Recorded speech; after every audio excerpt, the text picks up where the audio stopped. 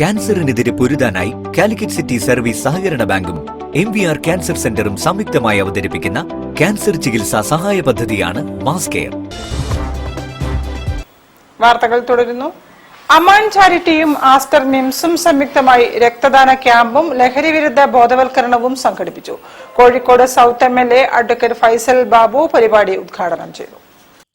ലോക രക്തദാന ദിനാചരണത്തോടനുബന്ധിച്ച് അമാൻ ചാരിറ്റി വിങ്ങിന്റെ 4ാം വാർഷികാഘോഷങ്ങളുടെ ഭാഗമായി ആസ്റ്റർ മിംസ് കോഴിക്കോടുമായി സംയുക്തമായി സംഘടിപ്പിച്ച് രക്തദാന ക്യാമ്പും ലഹരിവിരുദ്ധ ബോധവൽക്കരണവും ശ്രദ്ധേയമായി. 100-ലധികം ആളുകൾ ക്യാമ്പിൽ രക്തദാനം ചെയ്തു. Kozhikode south MLA advocate Faisal Babu പരിപാടി ഉദ്ഘാടനം ചെയ്തു.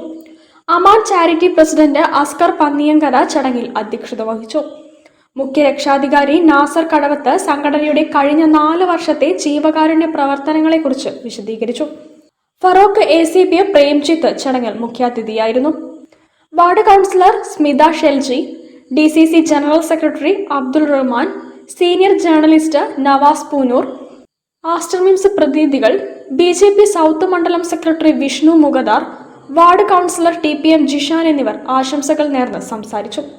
KBW സംസ്ഥാന കോർഡിനേറ്റർ ഹൈദർ മങ്കാവ്, ജില്ലാ coordinator Munsheera Sabith, Shanthi residence president advocate Sasidharan, സാമൂഹിക പ്രവർത്തകരായ ജയന്ത് ബൈ, പ്രശാന്ത് കളത്തിങ്കൽ, യു അഷ്റഫ്, ഇസ്ഹാഖ് ബൈ, അബ്ദുൾ റഹ്മാൻ, ഷബീർ ഉസ്മാൻ തുടങ്ങിയ സാംസ്കാരിക സാമൂഹിക രംഗത്തെ പ്രമുഖരും പരിപാടിയിൽ സന്നിഹിതരായിരുന്നു.